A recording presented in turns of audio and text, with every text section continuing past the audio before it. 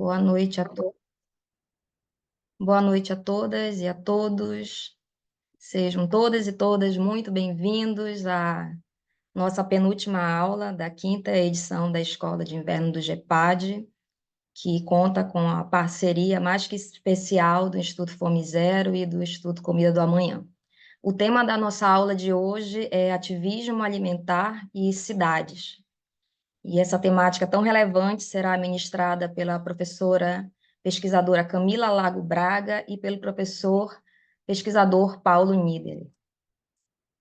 A professora Camila Lago Braga é professora, é engenheira agrônoma e cientista social, com mestrado em Ciências Sociais pela Universidade Federal do Maranhão, é doutora em Desenvolvimento Rural pela Universidade Federal do Rio Grande do Sul, com o doutorado sanduíche no Centro de Cooperação Internacional em Pesquisa Agronômica para o Desenvolvimento, CIRAD, na França. Sua tese, inclusive, recebeu o prêmio de melhor tese de doutorado em Sociologia Rural pela renomada Sociedade Brasileira de Economia, Administração e Sociologia Rural, a SOBER. Participa do Grupo de Estudos e Pesquisas em Agricultura, Alimentação e Desenvolvimento, GEPAD.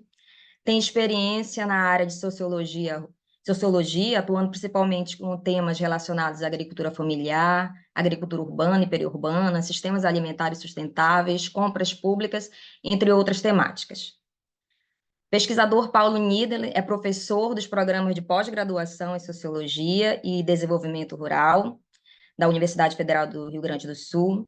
É doutor em Ciências Sociais, com doutorado sanduíche pelo CIRAD, na França.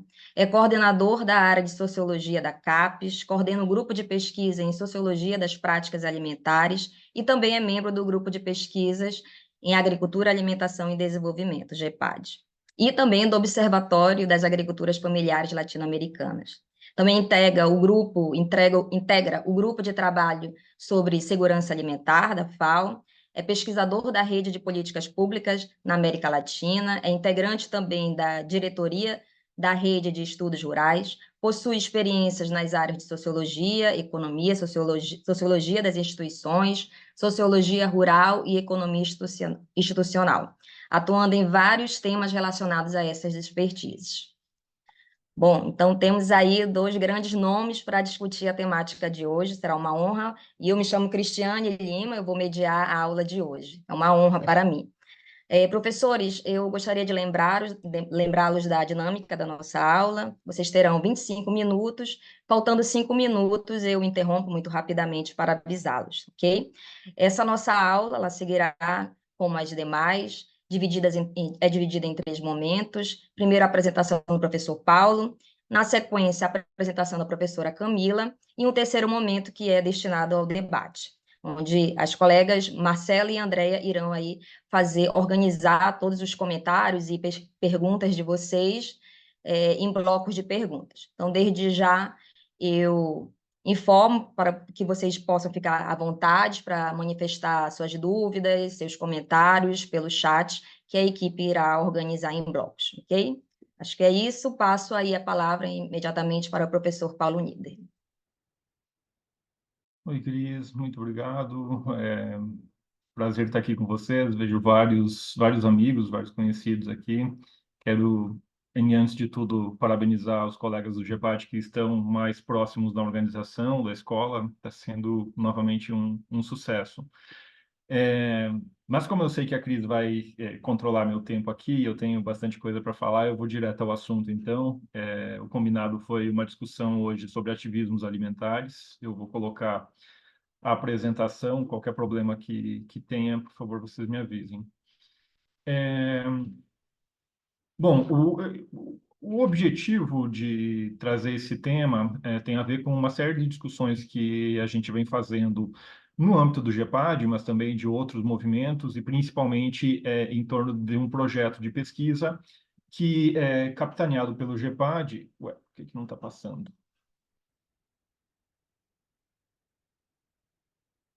Aqui embaixo.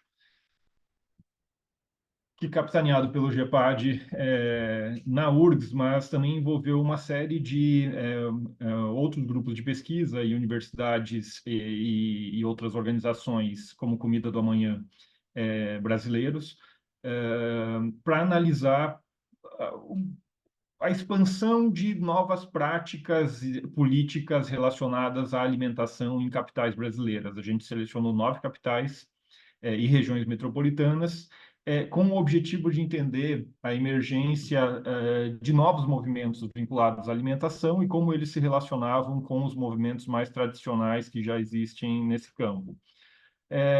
O objetivo disso era o projeto ele inicia em 2022, ainda digamos no apagar das luzes de todo o processo de desmantelamento de políticas públicas e em particular de políticas alimentares que ocorreram nos últimos anos no Brasil. Eu acho que vários que estão aqui entendem muito bem do que eu estou falando, e que foi responsável, juntamente com a pandemia, pela retomada da fome em níveis alarmantes, no caso brasileiro, e não só da fome, mas pelo retorno de níveis muito graves de insegurança alimentar. Eu não vou retomar toda essa discussão sobre os efeitos da pandemia e desmantelamento.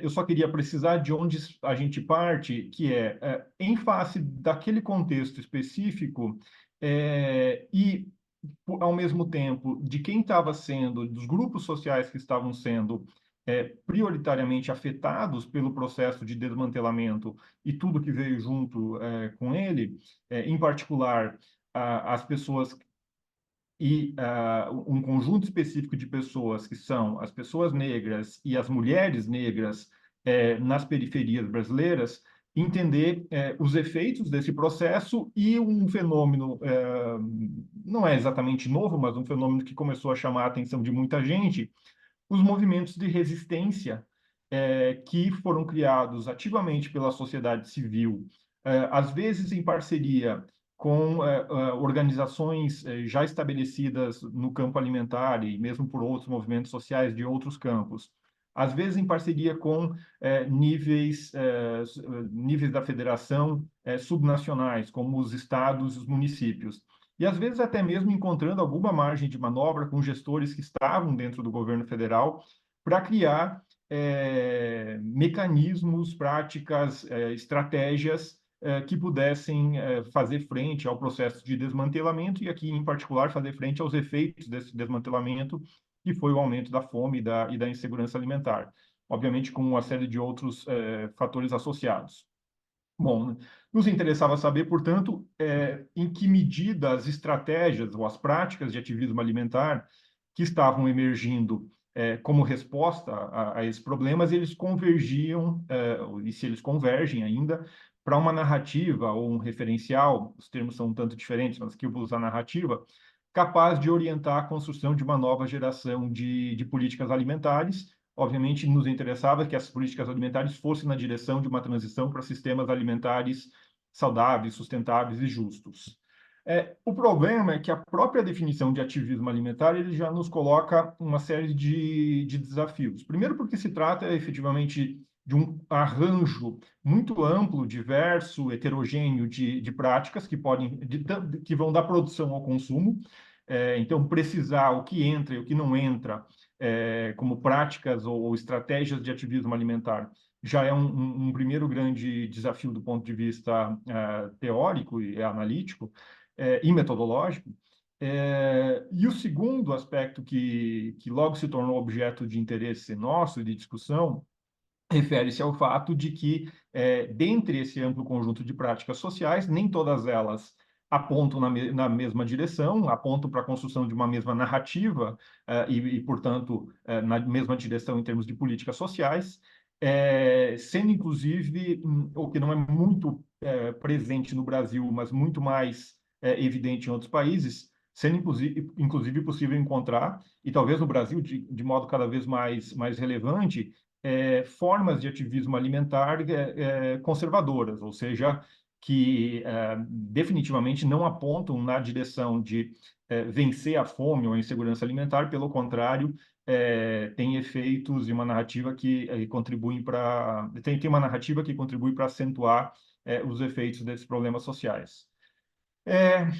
E aí, o entrelaçamento, a articulação dessas formas de ativismo, obviamente, com protagonismo da sociedade civil, ainda que com um ativismo institucional, ou seja, de pessoas de dentro do Estado também relevante, mas o entrelaçamento dessas ações práticas da sociedade civil com um fenômeno ainda mais amplo de politização da alimentação e do avanço de novos atores que nem sempre estão organizados em associações, organizações, coletivos ou grupos, às vezes isso se dá num âmbito de consumo mais individualizado, mas novos atores que se interessam cada vez mais em desenvolver práticas com vistas a produzir mudanças nos sistemas alimentares. E novos atores que, oriundos cada vez mais de um universo urbano, entram, né, em cena e passam a interagir com os atores mais tradicionais, que, sobretudo na América Latina, nós conhecemos, oriundos dos movimentos agrários e dos movimentos ambientais. Então, conformando um cenário de um fenômeno de politização da alimentação, que ele é muito mais amplo, inclusive, do que as análises que vinham sendo feitas davam conta, porque elas focalizavam muito em coalizões muito estruturadas, enquanto que esse fenômeno ele apresenta conformações mais fluidas, mais flexíveis, mais, inclusive, difíceis de serem identificadas. E tudo isso, como eu já citei, mas vou repetir, com um foco muito expressivo de o que estava acontecendo no contexto das grandes metrópoles, das cidades, em particular das periferias das grandes cidades, por uma série de razões que tem a ver desde com a expressão da população até com a capacidade dessas inovações de alcançarem grupos sociais que não estavam envolvidos diretamente com essa agenda, pelo potencial inovador do que vinha surgindo nas cidades em relação àquilo que a gente já conhecia, e também porque isso se tornou interesse de organizações multilaterais e até mesmo de governos, e aqui eu destaco já a importância dessas formas de ativismo para políticas que estão sendo construídas, em particular a estratégia Alimenta Cidades, Estratégia Nacional de Segurança Alimentar e Nutricional nas cidades, que vem sendo articulada e implementada, e que deve, de uma maneira muito próxima das experiências que surgiram nesses últimos anos. Bom, feito essa introdução um tanto longa, algumas questões que nos interessaram diz respeito, em primeiro lugar, ao perfil desse ativismo alimentar nas cidades. Afinal, quem são esses ativistas, suas pautas políticas, seus repertórios de ação e até mesmo o modo como eles interagem com o Estado? A Camila vai tratar da questão das cozinhas solidárias, que dá conta de um perfil específico. Eu vou tratar de outros perfis. Como eu já disse antes, essas formas de ativismo, elas são muito diversas. Então, não tenho nenhuma pretensão, não vou apresentar aqui nenhum tipo de tipologia das múltiplas formas de ativismo, práticas. Na verdade, eu quero concentrar numa expressão específica que, enfim, tem feito parte das minhas preocupações em termos de pesquisa nos últimos tempos. Não sei se vai agradar a todo mundo, mas é o que eu tenho maior capacidade de apresentar nesse momento. Então, que se trata fundamentalmente das várias formas de ativismo em torno da causa animal, da causa antiespecista e que tem maior expressão nos movimentos vegano e vegetariano.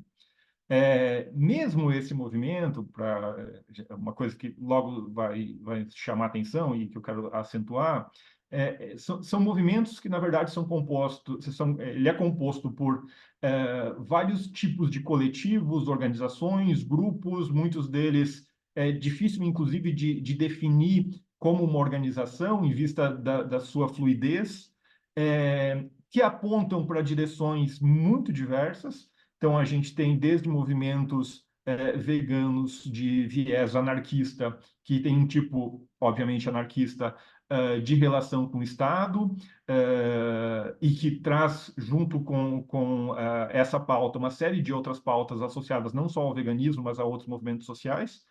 E a gente tem, embora no Brasil também seja um fenômeno muito mais disperso e não tão presente, mas a gente tem movimentos veganos muito conservadores, a ponto de que na Alemanha e em alguns outros países existem grupos veganos neonazistas, como demonstra, por exemplo, essa representação dessa imagem abaixo.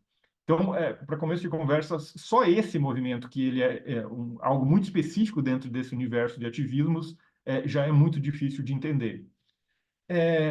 O que a gente foi fazer, então? Junto com outros pesquisadores, o Michael Schubert em particular, nós tentamos sair dessa pegadinha que a discussão sobre em torno das identidades desses movimentos, se ele é mais de direita, mais de esquerda, mais isso ou mais aquilo, o que ele nos impunha.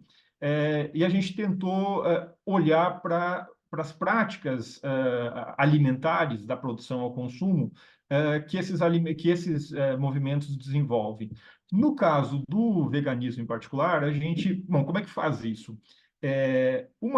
Dentre as várias opções, nós optamos por selecionar todos os restaurantes veganos que existiam em Porto Alegre e analisar as práticas de reconexão entre produção e consumo, de segurança alimentar e nutricional e mesmo de engajamento político, que inicialmente esses restaurantes, então cada um desses aqui, A, B, C, D e E, são restaurantes.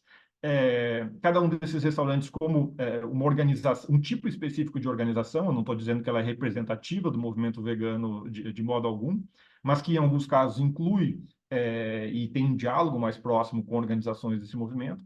Então, as práticas que esses movimentos desenvolvem. E depois as práticas que os consumidores desses movimentos, desses restaurantes desenvolvem. E nesse sentido a gente estava particularmente interessado nas práticas alimentares e um tipo de prática alimentar que conotava algum tipo de preocupação com a construção de sistemas alimentares mais sustentáveis, saudáveis e justos. E, de fato, eu não vou apresentar todos os resultados aqui, não é essa a ideia, mas esse movimento, desculpa, esse levantamento trouxe uma série de informações interessantes para compreender a dinâmica desses novos movimentos alimentares no âmbito urbano. Uma das coisas que já foi muito identificada na literatura, por exemplo, é a forte presença das mulheres e das mulheres jovens como ativistas alimentares no universo urbano, contrastando muito com o que predomina no universo rural. Obviamente é uma caricatura, mas prevalece, sim, um conjunto de movimentos rurais onde a predominância na construção das narrativas políticas e tudo mais é de homens e de homens adultos, homens não necessariamente dos jovens. Então, aqui tem uma primeira questão. A segunda questão que nos interessava era justamente dessa imbricação entre esse tipo de movimento, de atores sociais, e outras práticas defendidas no nosso caso aqui, movimento agroecológico e movimento da agricultura orgânica. Justamente demonstrando que nesse público, nesse conjunto de atores sociais, há uma interface muito grande em vista da sua preocupação maior do que os consumidores ou mesmo restaurantes não veganos em apoiar e mesmo em consumir alimentos orgânicos. Então, depois, se vocês quiserem... Bom, esses dados vão ficar disponíveis na própria gravação, vocês podem olhar com mais calma, mas há efetivamente uma diferenciação e uma preferência desses atores sociais em relação a uma alimentação orgânica. O que levaria justamente a um enorme potencial do movimento vegano, considerando, então, ou do ativismo vegano, considerado a partir desse conjunto de práticas ou estratégias de atores mais ou menos organizados, dispersos, enfim, de potencializar práticas que são defendidas e estruturadas muito mais a partir de outros movimentos, como é o caso do movimento da agroecologia. Então, os mercados locais, circuitos curtos, as feiras, etc., as cooperativas de consumidores, tudo isso demonstrava, e eu acho que esse é um potencial que precisa ser explorado do ponto de vista político, as múltiplas interfaces possíveis entre esses movimentos, potencializando, inclusive, redes que já são muito mais conhecidas, por quem estuda o ambiente rural, as redes de circulação de alimentos que se estruturam em torno da agroecologia e da agricultura familiar. Bom, o que acontece, no entanto, é que, apesar desses atores sociais terem um engajamento político maior do que o engajamento daqueles que não se reconhecem como veganos, estou falando aqui dos consumidores especificamente, então, quando a gente compara o percentual de consumidores veganos desses restaurantes que se engaja em movimentos alimentares, de algum modo, ele é maior do que o percentual dos consumidores, né, não veganos, é, há uma possibilidade para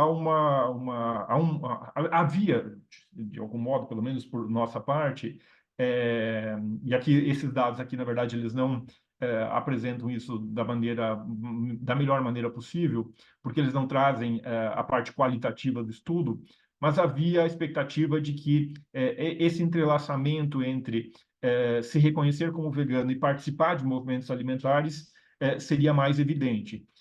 Inclusive, são poucos os chefes de cozinha desses restaurantes, os chefes ou cozinheiros, ou donos mesmo desses restaurantes, que se engajam efetivamente no próprio movimento vegano.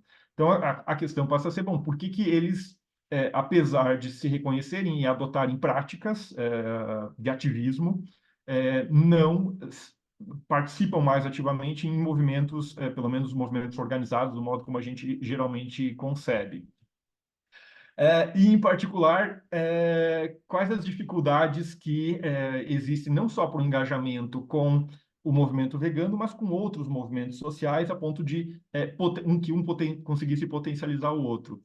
Aí eu resolvi trazer essa foto aqui, porque ela foi um tanto chocante para mim também, do penúltimo encontro ampliado da Rede Ecovida, que aconteceu em Erechim, acho que foi o penúltimo, que foi uma enorme churrascada estilo gaúcho, que foi uma coisa, foi algo produzido a partir de um encontro de movimentos muito interessante, que foi um diálogo entre a Rede Ecovida e o movimento Slow Food, mas que assustou, assombrou vários membros do próprio movimento agroecológico que são veganos ou vegetarianos. Então, criando uma certa dificuldade do ponto de vista de articulação e diálogo entre movimentos por conta da escolha de um tipo de prática que tem significados simbólicos muito relevantes. Ainda mais num contexto, e eu quis justamente trazer isso, porque é o contexto em que a carne está no centro das controvérsias públicas, todos aqui entendem muito bem por quê, não só pelo consumo de carne ser excessivamente exagerado em relação às necessidades, então não se trata de necessariamente, como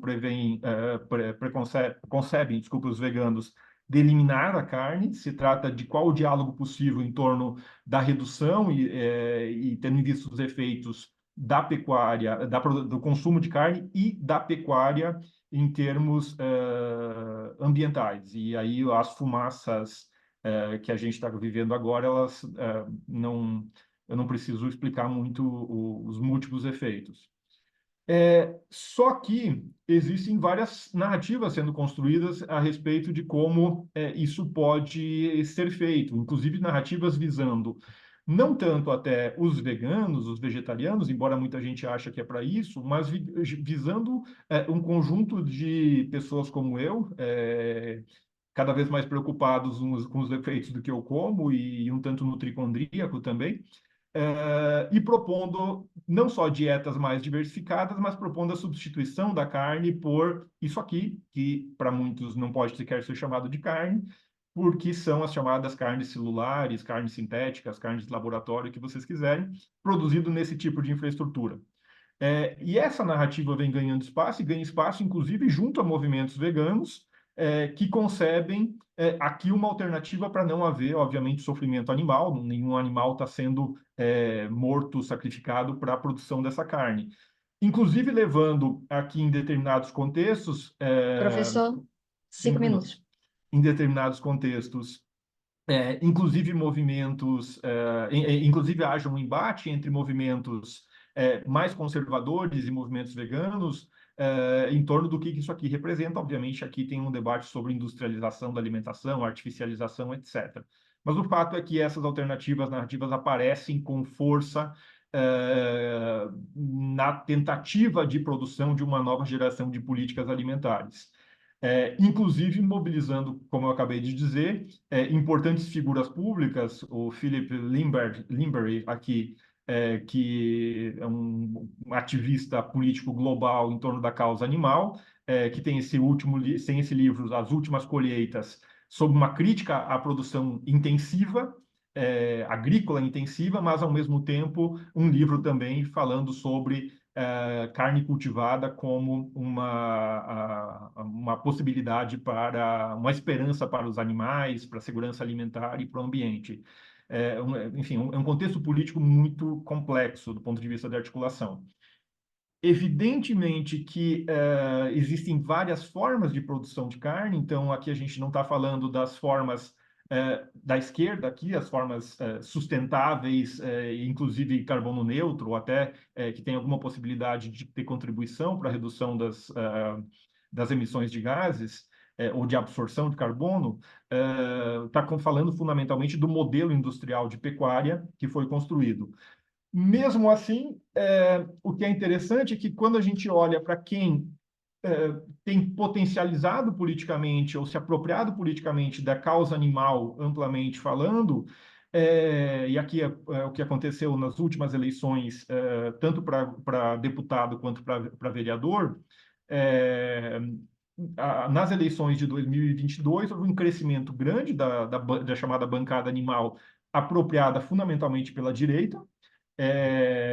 Nós temos exemplos, inclusive no Rio Grande do Sul, desse aspecto, e também teve um aumento grande na última eleição municipal dos chamados protetores de animais. Obviamente, isso aqui não se confunde com veganos, mas a construção do discurso ela tem vários pontos de contato e que também estão fundamentalmente no campo da direita, não no campo da esquerda.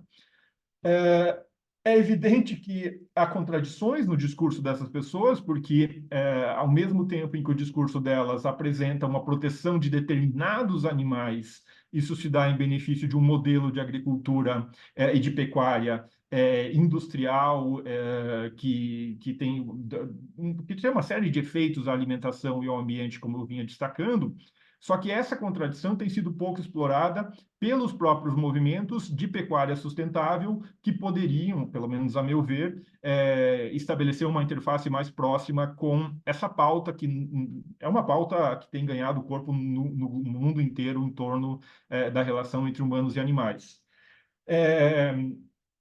Inclusive porque esses atores da pauta animal, no momento, eles acabam sendo base política para uma série de movimentos de direita, conservadores, inclusive um movimento que levou a inclusão da carne na cesta básica, causando um problema fiscal significativo do ponto de vista do aumento que provavelmente isso vai resultar na alíquota do imposto único. E se vocês forem ver, foi a pauta da Frente Parlamentar Agropecuária, foi a pauta do agronegócio, e que vai beneficiar fundamentalmente não as pessoas pobres, que obviamente têm que ter direito ao acesso à carne, mas vai beneficiar as pessoas mais ricas. Só que isso cria um dilema fundamental, que as pessoas pobres muitas vezes não têm sequer o acesso à carne. Então, como você vai dizer que tem que ter taxação da carne pelos efeitos que ela produz em outros âmbitos? Enquanto isso, há um desentendimento crescente entre movimentos que têm outros pontos de articulação política. Recentemente, na agência FAPESP, saiu uma reportagem com um título e um conteúdo terrível, porque deu a entender que os veganos consomem mais ultraprocessados do que os demais, e que dependem de ultraprocessados, quando, na verdade, a própria pesquisa que eles estão se referindo, ela mostra claramente que os veganos consomem cerca de 50% menos ultraprocessados que os não veganos, que os onívoros. Então, a tentativa de associar veganismo a consumo de ultraprocessados e, portanto, dizer, não, esses não são aliados de uma coalizão em torno da alimentação saudável, ela não tem fundamento nas próprias práticas que esses atores sociais desenvolvem. Agora, ela tem fundamento, ou melhor, as dificuldades elas se tornam mais expressivas a partir do momento em que a gente olha para as dificuldades de um diálogo que vem sendo buscado por alguns grupos. Eu destaco aqui novamente as mulheres jovens negras das periferias, inclusive de movimentos afro-veganos, que têm discutido o fato de que as alternativas elas dependem necessariamente de um diálogo a respeito do acesso, e aí não só do acesso a alimentos veganos, mas da própria discussão de como deve ser tratado do ponto de vista das políticas e das políticas públicas a questão do acesso à carne, da tributação à carne e de tudo que isso envolve. Para finalizar, Cris, desculpa, um minutinho a mais, eu acho que isso nos coloca nos coloca numa tensão entre o fato de que existe uma série de narrativas sobre o futuro do sistema alimentar que vem ganhando espaço, e elas não apontam para uma mudança substancial do ponto de vista da estrutura de poder, dominação, da estrutura econômica, na verdade, pode levar a um aumento da oligopolização do sistema alimentar. Essas narrativas elas têm conquistado adeptos, inclusive na produção de políticas públicas, e aí eu não falo necessariamente do governo, mas estou falando, por exemplo, do que se passa no Congresso, enquanto outros movimentos que têm atuado em prol de sistemas alimentares mais justos, saudáveis, solidários, têm tido dificuldade em projetar narrativas coesas, e mesmo que essa coesão seja uma coesão em torno da defesa de um sistema alimentar mais heterogêneo, mais diverso, e que reconheça a importância de várias formas e práticas alimentares. Então, poderia ir mais longe aqui, eu vou deixar depois para o debate, mas só para não dizer que eu sou tão pessimista a ponto de não reconhecer as possibilidades de diálogo, me parece que existem algumas indicações já sobre o futuro que foram dadas pelos Simpsons. Os Simpsons já previram que os comedores de hambúrguer, em algum momento, teriam maior capacidade de diálogo com os defensores da causa animal, embora eu seja muito mais pessimista com coisas que os Simpsons nunca previram, mas que algumas pessoas tentaram imputar aos Simpsons. Algumas coalizões eu não estou tão otimista assim. Enfim, desculpa a brincadeira, fecho por aqui, Cris. Obrigada, professor. Excelente exposição e realmente um tema muito intrigante. Então, saímos do Sul e vamos para o Nordeste. Passo a palavra aqui para a professora Camila, que é professora da Universidade Federal de Sergipe. Fique à vontade, professora. Olá, boa noite a todas e todas. Obrigada, Cristiane, obrigada, professor Paulo, parabéns pela excelente exposição. Então, também vou direto ao ponto. Eu vou conversar um pouco com vocês hoje sobre o caso das cozinhas solidárias em Manaus, Amazonas, dando continuidade nesse tema de ativismo alimentar em cidades. E aqui eu apresento as cozinhas solidárias como um mecanismo, né, de ativismo alimentar que ganhou mais importância ainda nos últimos anos, principalmente após a pandemia, e decorrente também dos casos de inundação no Rio Grande do Sul. A gente tem visto, não só localmente, mas mesmo na mídia, as cozinhas solidárias ganharem uma ênfase muito grande, né? Uma importância muito grande nesses contextos. E vou tentar passar a apresentação. Pronto.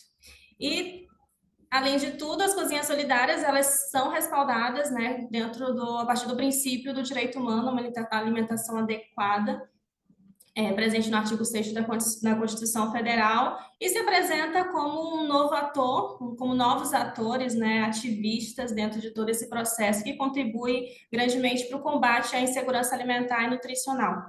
Mas fica a pergunta, que é o que eu pretendo discutir com vocês hoje, é como tais projetos eles foram concebidos e até que ponto essas iniciativas de ativismo alimentar elas têm contribuído para promover a autonomia e empoderamento dos indivíduos que dependem, né, dessas iniciativas. E é importante mencionar, né, que agora em 2023 e 2024 foi lançado o programa Cozinhas Solidárias. Então, para nós termos uma ideia, né, da importância que esses equipamentos eles têm na sociedade brasileira. Então, foi criado, foi regulamentado a partir do decreto número 11.937, o programa Cozinhas Solidárias, e dentro desse programa é estabelecida a diferença, eu não sei se todos conseguem entender a diferença entre cozinha solidária, cozinha comunitária, restaurante popular. Então, só para deixar isso muito claro, as cozinhas solidárias, elas são definidas, né, como uma tecnologia social, e as iniciativas, elas são encabeçadas diretamente pela sociedade civil e suas organizações sociais, coletivos, oferecendo alimentação para pessoas em situação de segurança alimentar e nutricional. Então, de uma forma bem simplória, seria isso. Já as cozinhas comunitárias e os restaurantes populares, trata-se de equipamentos públicos, né, que funcionam a partir de recursos que vêm, recursos públicos do estados, municípios, recursos federais. As cozinhas comunitárias, elas funcionam, bom, são também restaurantes, mas atendem pessoas muito específicas que são cadastradas pelos centros de assistência social. Então, os CRAs, por exemplo, eles têm uma lista de pessoas que se caracterizam como pessoas em situação de segurança alimentar e nutricional e são encaminhadas para essas cozinhas. Normalmente, a alimentação é gratuita, quando elas chegam, o nome delas está incluído e elas se alimentam naquele espaço. Os restaurantes populares têm acesso universal, significa que qualquer pessoa pode acessar, mas eles têm uma características que estão localizados em bairros ou em comunidades que que são caracterizados por locais periféricos, locais onde também existe uma forte vulnerabilidade social, e o valor da refeição é um valor simbólico. No Maranhão, por exemplo, a refeição no restaurante popular custa R$ 1, justamente para poder ampliar esse acesso. Foi feito recentemente também um mapeamento desses equipamentos. Foram mapeados 304 cozinhas apoiadas pelo MDS, no caso, cozinhas comunitárias, e foram identificadas mais de 2.000 cozinhas designadas enquanto solidárias até setembro de 2023, que é quando foi feita a pesquisa. Como é que funciona o programa? De uma forma bem sintética. O programa ele visa 3 modalidades especificamente de apoio, né, as cozinhas solidárias. Primeiro, apoiar essas entidades a partir de ajuda financeira para cobrir despesas de custeio, de pessoal, manutenção, pequenos investimentos.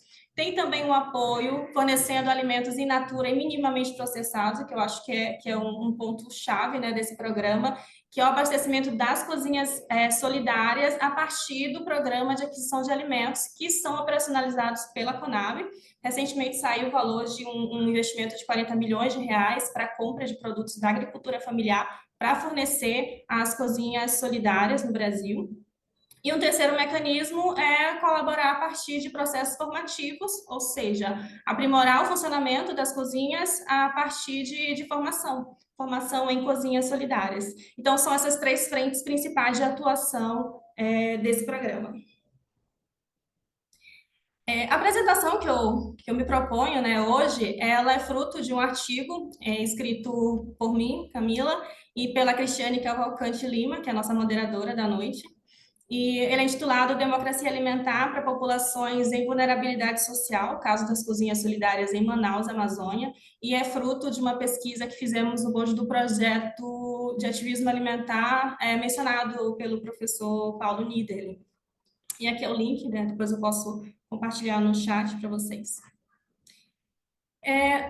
Bom, falando especificamente sobre o funcionamento das cozinhas solidárias em Manaus. Bom, cada cozinha ela tem uma forma de funcionar diferente, e em Manaus ela surge a partir de uma ONG chamada Gastromotiva. Essa ONG ela está localizada no Rio de Janeiro. Então, no período da pandemia, eles conseguem recursos através de doações de empresas multinacionais para poder investir em algum projeto, né, que vai beneficiar pessoas que estavam passando por situações de vulnerabilidade, principalmente pessoas em situação de rua. Então, eles resolvem criar cozinhas gastronômicas sociais nesse período, em vários locais do Brasil. E é exatamente também nesse momento que eu acredito que vocês lembram que aconteceu a situação em Manaus da crise de oxigênio. Então, o Brasil inteiro se volta, né, para a situação de Manaus, onde muitas pessoas morreram no período da pandemia por conta de uma negligência, né, do poder público. E, além de tudo, em 2021 teve uma cheia recorde também, na Amazônia, e isso impactou muitas populações, né, principalmente ribeirinhas.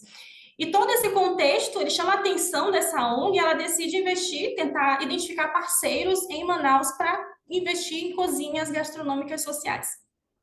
Então, eles buscam parceiros, microempreendedores, cozinheiros, lideranças locais, organizações sociais e coletivos. E qual é a contrapartida da Gastromotiva? Então, eles fornecem insumos, né, os alimentos, o suporte logístico para poder enviar esses alimentos para os locais, né, das cozinhas, treinamento para produção de refeições, apoio financeiro, eles dão uma bolsa mensal para o cozinheiro social responsável pela cozinha. Então, é uma bolsa que eu acho que é menos de 2.000. E também fornece uma formação em cozinhas sociais, para esses cozinheiros sociais.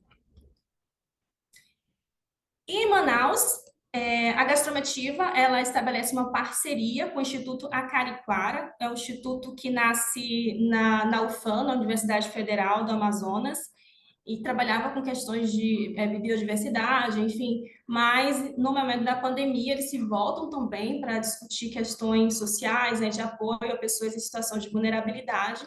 E nesse momento a Gastromotiva ela chega com uma lista de organizações com indivíduos, né, com perfil ativistas interessados em participar dos projetos como cozinheiros sociais.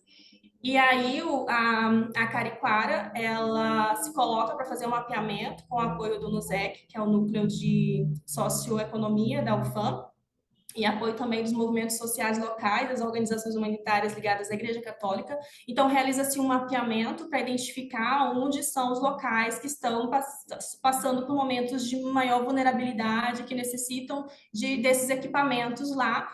Além de tudo, mapear também quem são essas pessoas que têm um perfil ativista que poderiam assumir essas cozinhas. Lança-se um edital de concorrência e também analisa-se o histórico de ativismo alimentar dessas pessoas. Normalmente, as pessoas que abrem as cozinhas são aquelas que já vinham trabalhando antes com doações de alimentos, cestas de alimentos, quentinhas. Então, esse é o perfil que a organização ela buscou. Em 2021, aqui são algumas fotos dessas cozinhas, né, dessas voluntárias. Então, em 2021, foram cadastradas 14 cozinhas, que forneceram cerca de 50 mil refeições no período de 2 meses. Então, foi um período bastante forte de atuação. O projeto passou por várias fases e, hoje em dia, atualmente, tem 4 cozinhas em funcionamento em Manaus. São elas Arte na Cozinha, Boca da Mata, Cozinha da Associação Filho Amado e Cozinha do São José. A nossa pesquisa ela se concentrou nessas 2 primeiras, né? Arte na Cozinha e Boca da Mata. Explicando um pouquinho, né, que cozinhas são essas, o que caracteriza elas como um campo extremamente interessante de pesquisa. A primeira cozinha, a cozinha Arte na Cozinha, ela tem a gestão do Centro de Arte, que é gerenciado pela paróquia local, ou seja, já existia uma organização que atuava junto a crianças em situação de vulnerabilidade no bairro Compensa, que é considerado um bairro com grande vulnerabilidade também, e um bairro periférico de Manaus. Então, esse Centro de Arte já vinha atuando junto da comunidade, já vinha com esse perfil também ativista, trabalhar através de arte, através de ensinar instrumentos musicais, ensinar idiomas para as crianças da comunidade. Porém, então, chega o convite, né? Foram identificados, chega o convite, eles acionam o edital, porque no período da pandemia há uma certa separação entre a organização, os centros de arte e o público que eles atendiam, porque as pessoas não podiam se encontrar. Então, eles viram na cozinha uma forma de tentar se reaproximar dessas pessoas e tentar atender esse público que carecia também de uma ajuda em relação à alimentação. Então, começa-se a cozinha, né? Porém, em determinado momento, o CRAS, que é uma parceria muito próxima do Centro de Arte, começa a indicar outro público, que são os indígenas venezuelanos da etnia Guarau, que chegam em massa nesse bairro e se encontram também numa situação de extrema insegurança alimentar e nutricional. Eles não falavam português, dependiam desses órgãos públicos de assistência. Então, o foco da cozinha, da arte na cozinha muda para atender os indígenas venezuelanos dessa etnia. Então, passo a fornecer, em média, 185 a 195 refeições, normalmente no período da tarde, e uma vez por semana. A segunda cozinha que nós estudamos foi a Cozinha Boca da Mata, é gerenciada por uma indígena da etnia Mura. Ela fica localizada no Parque das Tribos, e é interessante porque é um bairro também com altíssimas taxas de segurança alimentar e nutricional e que abriga 36 etnias indígenas, cerca de 2.000 pessoas. E a indígena que assumiu, né, a posição de cozinheira social, ela também ela tem um perfil ativista muito forte, ela já vinha atuando durante a pandemia, fazendo alimentos, fazendo refeições para levar ao Parque das Tribos. Então, quando apareceu essa oportunidade de criar uma cozinha solidária, ela decidiu se mudar para o bairro, para a comunidade, para poder ficar mais próxima e atender de uma forma mais direta a esse público. Então, lá são oferecidos 350 jantares, de 1 a 3 vezes por semana. Bom, coloca-se, então, o desafio de como é que nós vamos analisar, né, essas cozinhas e o perfil ativista dessas pessoas que participam. Então, a partir disso, resolvemos estudar, entender, olhar as cozinhas solidárias a partir de uma lente da democracia alimentar. A democracia alimentar, ela vai buscar identificar o acesso igualitário, livre, sustentável e com participação da sociedade nas decisões democráticas. Então, a partir da democracia alimentar, uma revisão de literatura nesse tema, definimos 6 categorias analíticas para conseguir estudar e identificar essa participação da sociedade nas cozinhas solidárias. Então, foram 6 categorias que nós vamos ver agora. A primeira delas é para identificar a capacidade dos indivíduos de participar ativamente na busca por soluções para a situação de dependência alimentar. Então, dos critérios, né, de construir uma democracia alimentar é que esses indivíduos eles saiam da situação de dependência, não fiquem no nível de assistencialismo. Então, identificamos 2 aspectos fundamentais que informam essa ideia de autonomia na concepção do projeto, que foi o nível de escolha e os projetos de empreendedorismo social. Bom, nível de escolha porque os próprios voluntários do projeto, os próprios cozinheiros sociais, eles podem definir o público atendido, os dias de oferta de alimento, quantas refeições. Então, eles têm autonomia para decidir uma série de questões, os cardápios que vão ser ofertados. E isso é interessante para um projeto que informe, né, uma democracia alimentar. E o segundo, projeto de empreendedorismo social, porque a própria Gastromotiva, ela oferece formação em cozinha social, inclusive muitos para os voluntários, mas muitas pessoas que foram beneficiadas, elas também conseguem acessar essa formação. Eles fazem parcerias com empresas locais para poder captar projetos, né, projetos além da própria oferta de alimentos. Na cozinha Boca da Mata, criou-se um buffet social. As voluntárias do projeto, as indígenas, né, que trabalham como voluntárias do projeto, elas montaram um buffet onde, em restaurantes ou eventos, congressos, contratam serviços delas para elas fornecerem alimentação típica, local, alimentação mais de acordo com a cultura alimentar deles. E isso se tornou uma fonte de renda extra para elas. E também o protagonismo dos voluntários das cozinhas, muitas cozinheiras sociais, elas oferecem cursos, né, dentro do seu espaço para fazer salgados, fazer bolos, e vários desse público que são beneficiados por essa alimentação, eles passam a também fazer nas suas casas e vender esse produto, e isso se torna uma fonte de renda também extra. O segundo ponto é a participação e inclusão social dos beneficiários, e aqui é interessante porque muitos dos beneficiários eles se tornam voluntários no projeto, e isso faz escapar, né, de um padrão desigual em que um dá e o outro só recebe. E, além de tudo, não existe uma dependência ou uma gestão amarrada, como às vezes se encontra em alguns equipamentos públicos, como nas cozinhas comunitárias. Tanto que os entrevistados, eles falam que eles não veem como somente cozinhas solidárias, são cozinhas familiares, porque as pessoas que operam essas cozinhas são pessoas da própria comunidade, pessoas que se identificam com aquele público, que conhecem a realidade local. E atendimento a um público de pessoas historicamente excluídas. O terceiro ponto analisa a dependência, né, de apoio financeiro para cada iniciativa, e esse é um dos grandes desafios do projeto.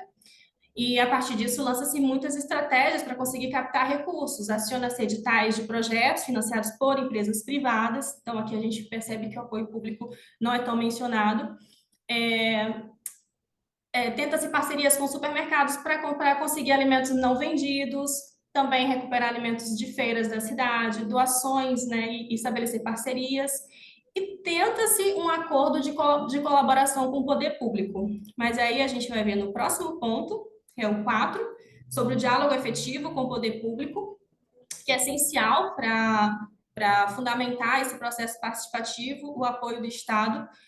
Mas existe uma insuficiência das ações promovidas pelo Estado em relação às cozinhas solidárias.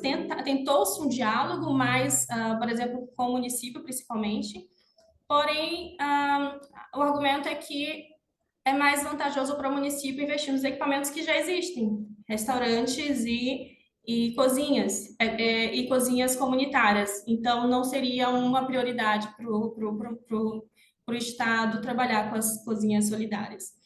E isso reforça a importância, né, desse programa de cozinhas solidárias, onde o Estado ele se apresenta como e, na verdade, o Estado reconhece as cozinhas solidárias como estratégias eficazes no combate à fome.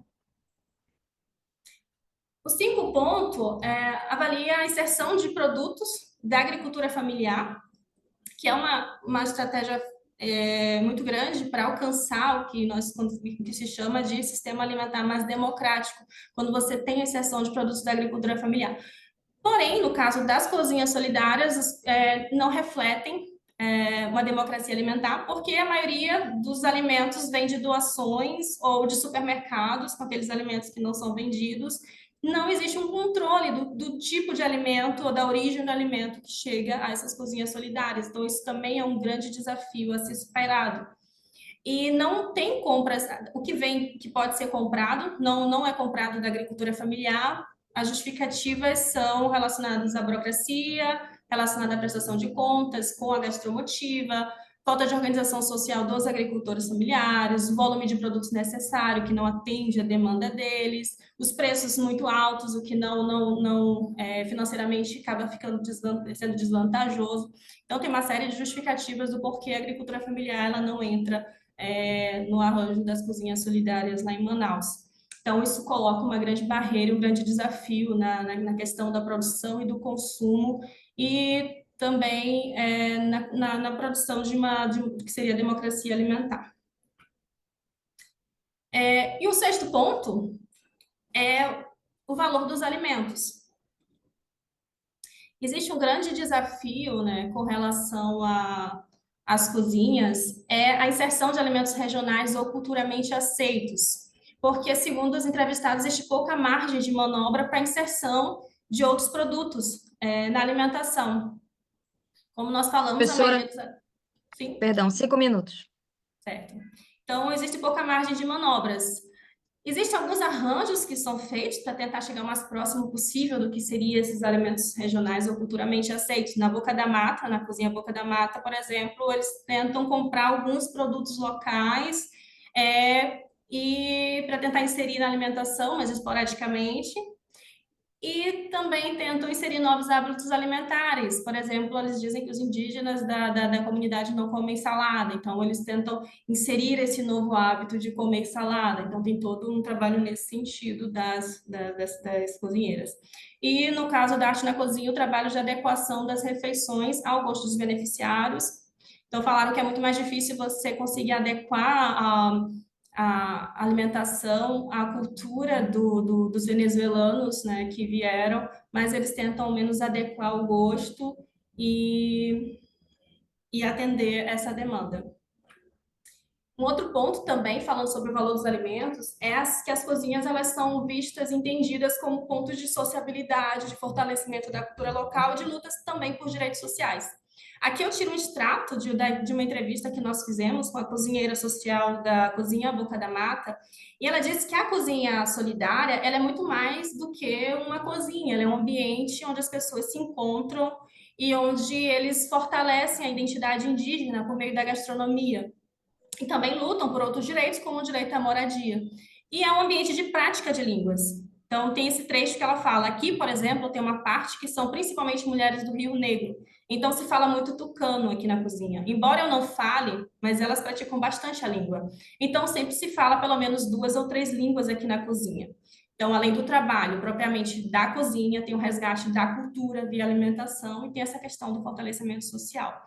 E para embasar um pouco essa fala, eu trouxe um pequeno trecho de uma das entrevistadas, é uma voluntária do projeto da Cozinha Boca da Mata, e ela é uma mulher indígena, perdeu seu esposo, ficou com 2 filhos, e ela conta um pouco, bem rapidamente, o que é a cozinha, o que ela representa para ela.